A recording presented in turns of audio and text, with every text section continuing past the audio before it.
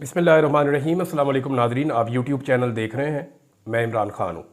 सबसे पहले एक छोटी सी समरी आपके सामने रख देता हूँ कि सुप्रीम कोर्ट ऑफ पाकिस्तान में जो डेवलपमेंट्स हुई, ये 26वीं आइनी तरमीम के हवाले से बहुत इंपॉर्टेंट है।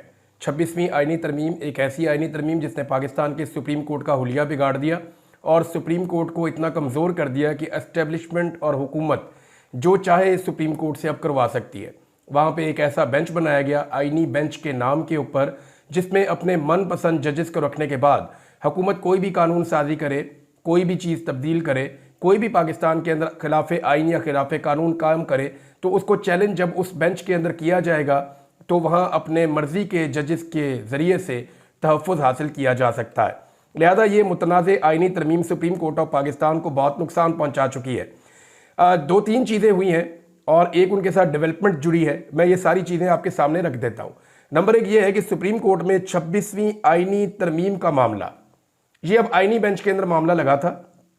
यहाँ पे सबको नोटिस जारी कर दिए गए और कुछ चीज़ें जो है वकला ने वहाँ पे कही हैं। एक तो वकला कह रहे हैं जी फुल कोर्ट के सामने ये रखा जाए, ये भी वकला का एक मुतालबा सामने आया।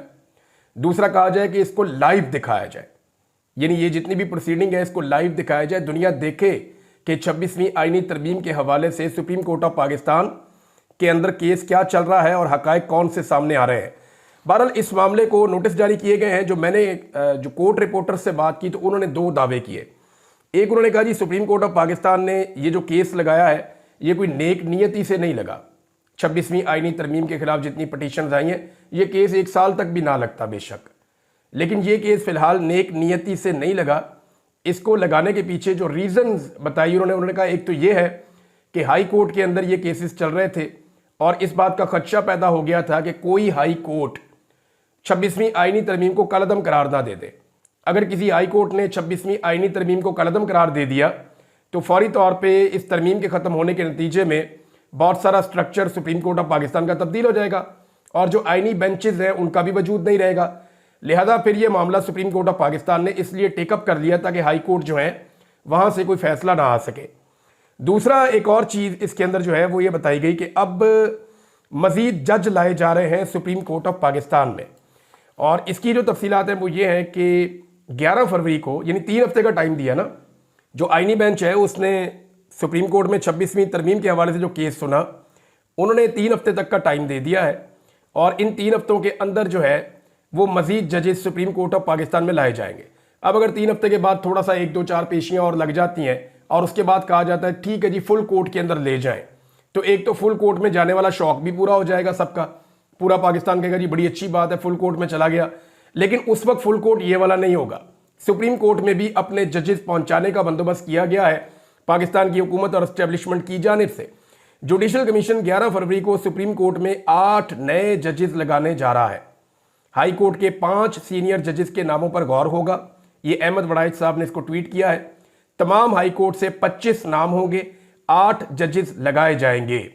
अब उनका अंदाजा जी आमिर फारूक साहब तो डेफिनेटली चले जाएंगे, लेकिन अगर आमिर फारूक साहब चले गए ऊपर सुप्रीम कोर्ट ऑफ पाकिस्तान में तो फिर हाई कोर्ट में वो किसको बनाएंगे? Chief justice. Islamabad high court का जो है वो कंट्रोल हाथ से निकल जाएगा। तो मुझे नहीं लगता कि आमिर फारूक साहब को सुप्रीम कोर्ट में भेजकर ये रिस्क लिया जाएगा, और अगर लिया जाएगा तो फिर बंदोबस्त किया जाएगा कि कम से कम मोहसिन अख्तर कियानी साहब जो है वो इस्लामाबाद हाई कोर्ट के चीफ जस्टिस ना हो, क्योंकि अगर वो होंगे तो फिर कानून और इंसाफ जो है वो अपना रास्ता ढूंढना शुरू कर देगा इस्लामाबाद हाई कोर्ट में और इंसाफ मिलना शुरू होगा तो एस्टेब्लिशमेंट और हुकूमत दोनों के लिए मुश्किलात ना सिर्फ बढ़ जाएंगी बल्कि वो एक अजाब में पड़ जाएंगे लगातार।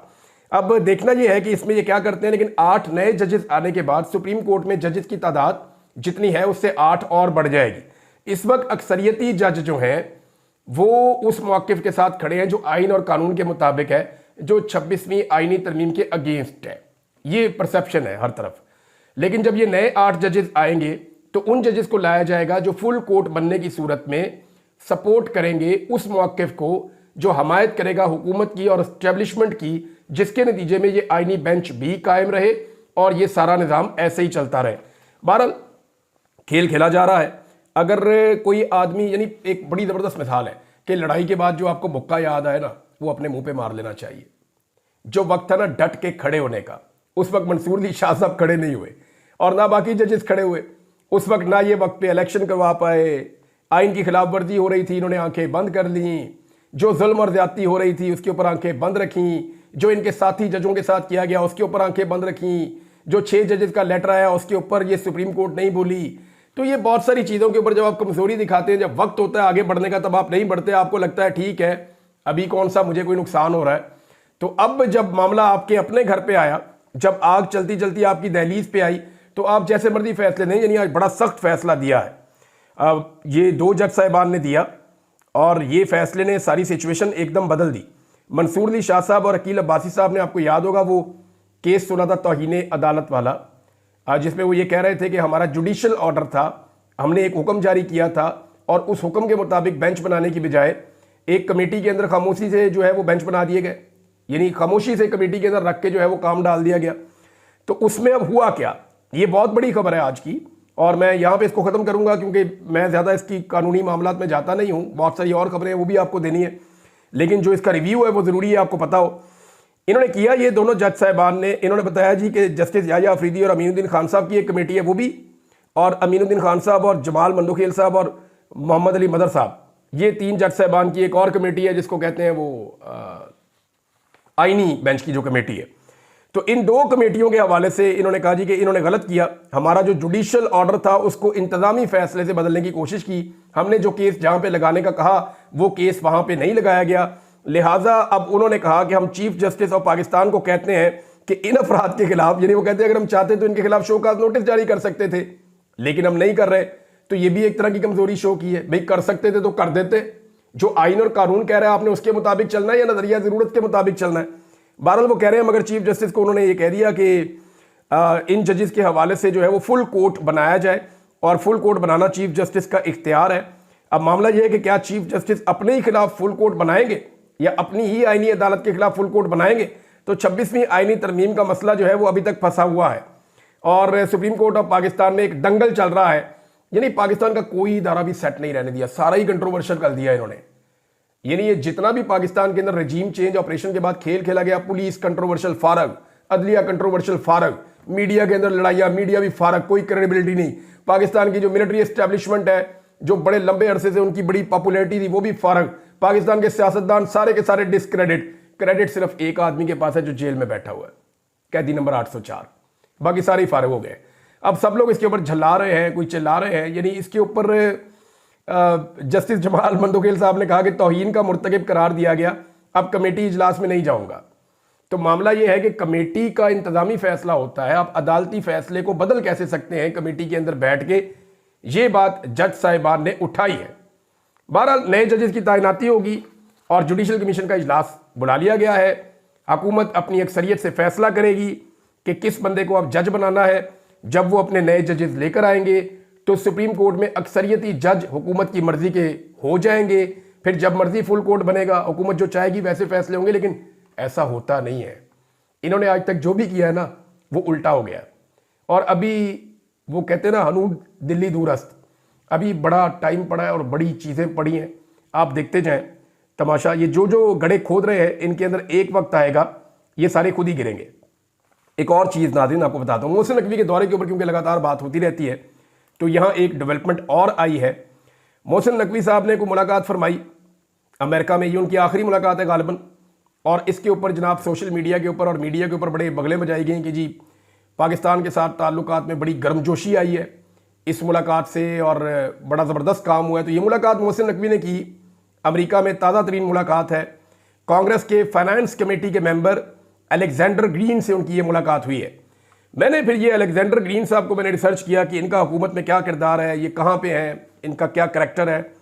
तो ये बड़े लो प्रोफाइल में रहते हैं लेकिन अच्छे पढ़े लिखे आदमी हैं, और इनकी काफ़ी अपने मुल्क के हवाले से, अमेरिका के हवाले से इनकी बड़ी कंट्रीब्यूशन है कुछ चीज़ों में। लेकिन ये अलेक्जेंडर ग्रीन साहब जो है ये अपोजिशन के बंदे हैं, यानी ये इनके पास कोई इख्तियार नहीं है। अब ये रिपब्लिकन्स के अंदर नहीं है। इस वक्त डोनाल्ड ट्रंप की पार्टी की हुकूमत है, वो रिपब्लिकन्स में है। वहाँ पे जो है वो काफ़ी शर्मिंदगी हुई कि हुकूमत ने घास नहीं डाली मोहसिन नकवी साहब को। तो अब जनाब डेमोक्रेट के बंदे से मिलके जो है वो कार्रवाई डाली जा रही है कि वहाँ मुलाकात हो गई। यहाँ पे इनको ये बताना चाहिए था, हुकूमत को ये भी बताना चाहिए था मोहसिन नकवी के मीडिया को कि जनाब ये बंदा जो है वो अपोजिशन पार्टी का है, डेमोक्रेट्स का है, ये इक़्तिदार में अब नहीं है। 4 साल तक इनका इक़्तिदार रहा है, 4 साल तक हमने इनकी छप्पड़ छाया के नीचे रहकर पाकिस्तान में इंसानी हकूक़ की धज्जियाँ उड़ाई हैं और अब ये हमारी मदद नहीं कर सकते, लेकिन हमारे इनके साथ अच्छे ताल्लुकात हैं। तो वहाँ से निकलते हुए इन्होंने फिर डेमोक्रेट्स के साथ भी, जब पता चल गया कि यार जो बाइडन ही आज भी काम आ सकता है, डोनाल्ड ट्रंप और उसके बंदे तो काम नहीं आ रहे, तो उसके बाद फिर आखिरी वीडियो ये जारी की गई है और तस्वीर ये जारी की गई हैं। इन्हें आप देख लें, एक जगह पे इनकी मुलाकात हुई है, राउंड टेबल, उनके साथ बैठ के इन्होंने गपशप लगाई है। बहरहाल अपोजिशन के साथ मिलकर तो कोई फ़ायदा नहीं होगा, इनको हुकूमत के साथ करना चाहिए था। अली अमीन गंडापुर की मुलाकात हुई है इमरान खान साहब से जेल के अंदर, और ये मुलाकात कुछ प्रोटोकॉल्स के साथ हुई है। इस मुलाकात के बारे में जो चीज़ें रिपोर्ट हुई हैं एक्सप्रेस न्यूज़ पे भी, बाकी मीडिया पे भी, मैं आपके सामने रख देता हूँ। ये गैर मामूली मुलाकात है, डिफरेंट चीज़ों के ऊपर बात हुई है, लेकिन आज पहली मरतबा ऐसा हुआ कि किसी ने क्लेम नहीं किया कि ये बात हुई, वो बात हुई, ऐसे हुआ वैसे हुआ। जनाब गेट नंबर 5 खोल दिया गया पूरे प्रोटोकॉल के साथ, बगैर रोक टोक के अली अमीन गंडापुर की गाड़ियाँ अंदर चली गईं, अंदर जाने की पूरी इजाज़त उनको मिली। जेल सेल के अंदर मुलाकात नहीं हुई है, किसी ऐसी छोटी जगह पे मुलाकात नहीं हुई, बल्कि जेल के अंदर भी अली अमीन गंडापुर साहब को इमरान खान साहब से कॉन्फ्रेंस रूम में इमरान खान साहब को मुंतकिल किया गया और वहाँ पे एक मुलाकात करवाई गई। ये चीज़ें जो रिपोर्ट हुई हैं, तो जेल का मौसम बदल रहा है क्योंकि हालात पहले जैसे नहीं हैं, जो बाइडन का हाथ भी सर पे नहीं है, और इमरान खान साहब का ये भी उनको समझ आ गई है कि आप डंडे के ज़ोर के ऊपर, ताकत के ज़ोर के ऊपर, ब्रूट मेजॉरिटी के साथ या डंडे वाली जमहूरियत के साथ आप इमरान खान साहब को दबा नहीं सकते। उन्हें आप प्यार से ही कायल कर सकते हैं और इमरान खान साहब से आप पाकिस्तान की खातिर कोई चीज़ मांगें तो शायद आपको मिल जाए, लेकिन अगर आप उसकी ज़ात के ऊपर दबाव डालकर उसको प्रेशर में लेके आप कुछ चीज़ हासिल करने की कोशिश करेंगे, वो भी कोशिश साथ साथ की जा रही है।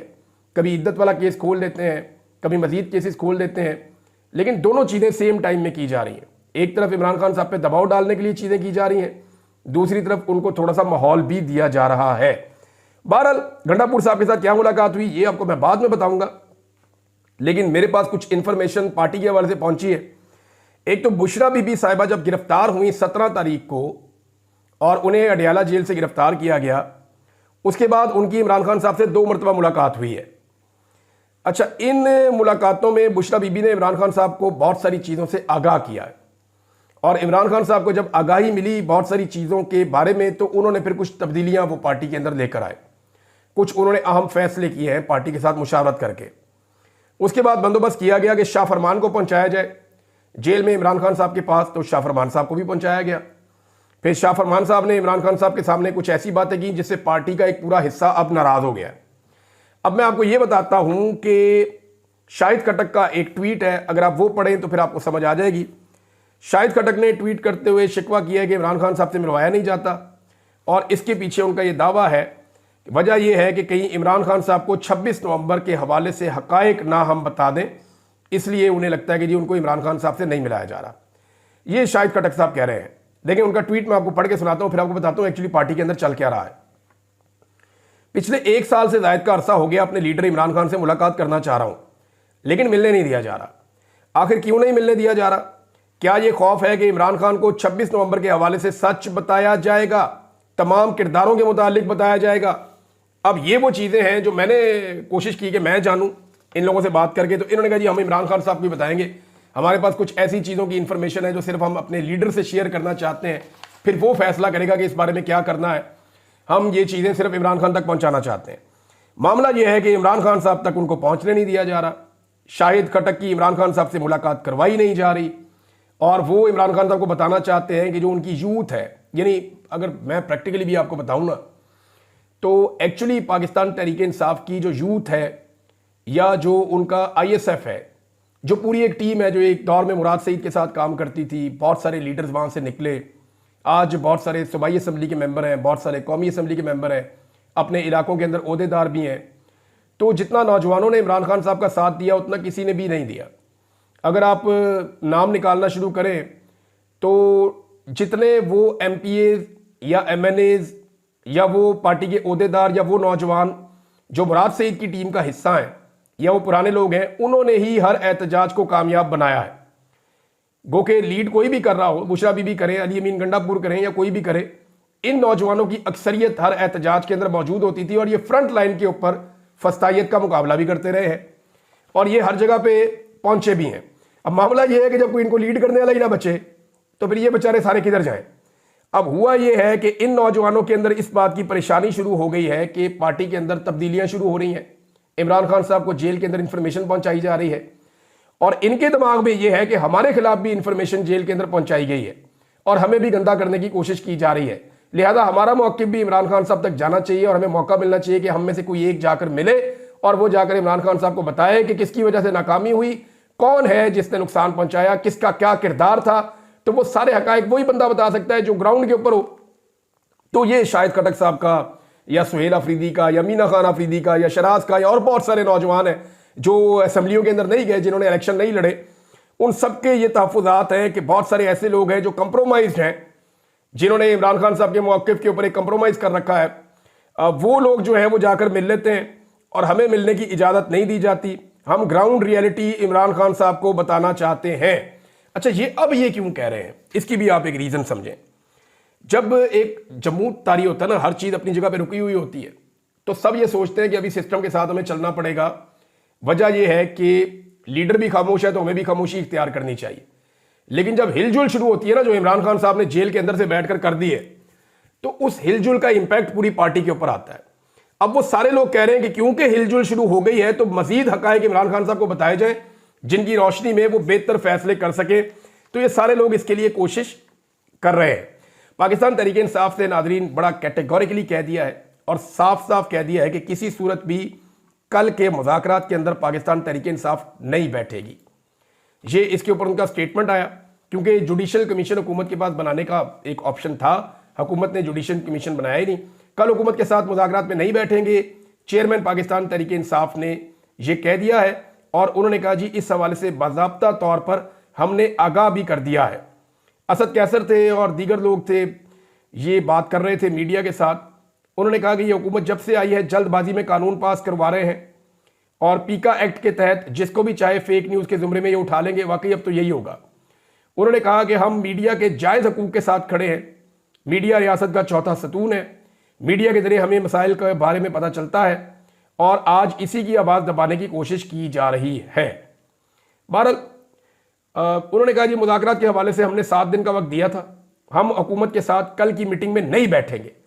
सेक्रेटरी स्पीकर को भी हमने आगाह कर दिया है कि हम मुज़ाकरात के अंदर नहीं आ रहे। ये इमरान खान साहब का फैसला है। आप अंदाज़ा करें, एक बंदा जेल में बैठा है, वो कहता है मैं नहीं करता मुज़ाकरात, और जो बाहर बैठे वो कहते हैं जी आप क्यों नहीं करते, आए ना बैठे मुज़ाकरात करें, हमें एंगेज करें। कितना बड़ा फ़र्क है। यानी ये बार बार जब लोग ये बात करते हैं ना, तो इमरान खान रोज़ाना उसको साबित करते हैं। बाहर बैठे हुए लोग इमरान खान के मुखालिफिन भी कहते हैं कि ऐसा लगता है कि बाकी सारे जेल में और इमरान खान अकेला आज़ाद है।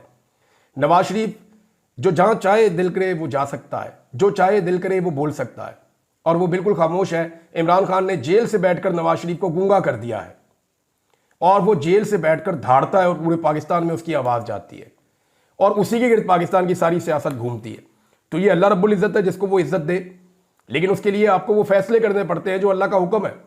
आपको डटना पड़ता है, हक के साथ सच के साथ आपको खड़े होना पड़ता है, आपको अल्लाह पे भरोसा करना पड़ता है और सब्र करना पड़ता है। आपको डीलें ठुकरानी पड़ती हैं। आपको ये देखना होता है कि एस्टेब्लिशमेंट पे भरोसा करूं या अपने रब पे भरोसा करूं। तो इमरान खान साहब ने तो अपने रब पे भरोसा किया है और अपनी पार्टी को जो अहकामात उन्होंने जारी किए उनके मुताबिक पार्टी ने साफ कह दिया कि किसी सूरत हुकूमत के साथ कल मुज़ाकरात में वो कह रहे हैं जी हम नहीं बैठेंगे। अब नाज़रीन, मारंग बलोच साहिबा जो हैं वो बलूचिस्तान में एहतजाज कर रही हैं और ये लगातार बड़े लंबे अरसे से एहतजाज कर रही हैं और इनका एहतजाज जो है वो हक बजाने पे। वो लोग ये जानना चाहते हैं कि उनके प्यारे जो लापता हुए हैं वो कहाँ हैं। उनके पास लिस्टें हैं, उनके पास नाम हैं, वो बार बार ये पूछते हैं। वो रियासत का हर दरवाज़ा खटखटाते हैं। वो इस्लामाबाद आए, सर्दियों में उनके ऊपर पानी फेंका गया, उनसे कंबल छीन लिए गए, उन्हें जो है वो सर्दी के अंदर ठिठरने पे मजबूर किया गया, उनको खाना नहीं आने देने देते थे उनके पास, उन्हें मजबूर करते थे। वहाँ बुज़ुर्ग मौजूद थे, ख़वातीन मौजूद थी, हमने उनकी वो बुरी हालत भी देखी, अपनी बलोच ख़वातीन की और बुज़ुर्गों की। वो अपने बच्चों के लिए, अपने भाइयों के लिए, अपने वालिद के लिए, अपनी फैमिली के लिए वो लोग वहाँ आकर बैठे थे। और लापता अफराद का मसला पाकिस्तान के संगीन तरीन इंसानी हकूक़ के मसाइल में से एक है। पाकिस्तान में अगर इंसानी हकूक़ का कोई सबसे बड़ा मसला है, सबसे बड़ी वायलेशन हो रही है, तो वो पाकिस्तान की इंटेलिजेंस एजेंसियां जो इंसानों को लापता कर रही हैं, खुसूसन बलोचों को, कश्मीरियों को, अब पंजाब के अंदर भी बेशुमार लोगों को किया है। मैं इसका विक्टिम रहा हूँ। कबायली इलाकों से पश्तूनों को जो लापता किया जाता है, ये बहुत बड़ा जुल्म है। इसको फौरन रोकना चाहिए। पाकिस्तान की अदलिया को, इंसानी हकूक की तंजीमों को, पॉलिटिकल पार्टीज को, मीडिया को, सबको इसके अंदर अपना रोल प्ले करना चाहिए। जो माजी में नहीं कर पाए वो आज से शुरू करें और इसके लिए आवाज उठाएं। अब मुबारक बलोच साहबा के जलसे के ऊपर क्रैकडाउन कर दिया इन्होंने, वहां पे मवासलात बंद कर दिए, राब्ते बंद कर दिए। जिधर वो बेचारे एहतजाज करते हैं सबसे पहले रास्ते बंद कर देते हैं, फिर वहां का इंटरनेट बंद कर देते हैं, वहां का मोबाइल फोन बंद कर देते हैं, मीडिया का वहां जाना बंद कर देते हैं। जीरो पाकिस्तान का मीडिया उनको कवरेज देता है। फिर कहते हैं जी वो क्यों ऐसी बातें करते हैं। यार जब आप किसी को मारेंगे, लगातार मारेंगे, लगातार मारेंगे, वो रोएगा, आप उसको आवाज भी नहीं निकालने देंगे तो वो क्या करेगा। पाकिस्तान का मीडिया उन्हें रिपोर्ट ही नहीं करता। क्या ये बलोच पाकिस्तान में नहीं रहते? क्या ये हमारी बहनें बेटियां नहीं है? क्या ये हमारे रिश्तेदार नहीं है? हमारे अपने मुल्क के लोग नहीं है रहने वाले? इनके बहुत सारे रिश्तेदार, इनके जानने वाले जो है वो पंजाब में रहते हैं, खैबर पख्तूनख्वा में रहते हैं। वो हमारे बीच में रोजाना चलते फिरते हैं, हमारे साथ उठते बैठते हैं, खाते पीते हैं। मामला यह है कि उनकी तकलीफ को हम क्यों महसूस नहीं करते, हमारा मीडिया क्यों नहीं दिखाता। जब आप उनको नहीं दिखाते तो उन्हें ऐसा लगता है कि शायद ये रियासत उनसे प्यार ही नहीं करती। उन्हें लगता है कि ये मीडिया उनका नहीं है, या उनका इस मीडिया में या इस मुल्क में कोई हिस्सा नहीं है। तो इस तरह महरूमियां पैदा होती हैं, और यही महरूमियां कल को जाके ऐसी चीजों का बायस बनती हैं जो बड़े सानियात हो जाते हैं। तो मेरी अब भी गुजारिश है रियासत से कि होश के नाखून ले। पाकिस्तान तहरीक इंसाफ ने भी कहा कि हुकूमत होश के नाखून ले, हम इसकी मजम्मत करते हैं। जो क्रैकडाउन किया गया है मुबारक बलोच के जलसे के ऊपर, यह जुल्म है, ज्यादती है, इसको रुकना